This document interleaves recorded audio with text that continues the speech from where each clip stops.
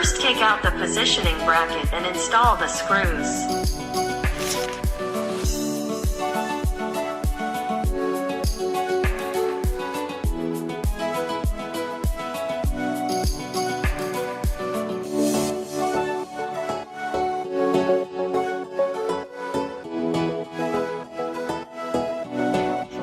When positioning, the angle is adjusted according to the actual situation.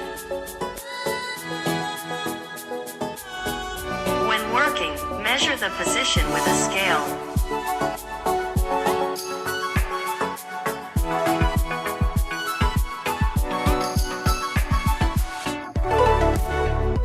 Connect the water inlet pipe to the copper head. Connect the water pump to the water inlet and put it into the container. The thermostat intervenes in the PSU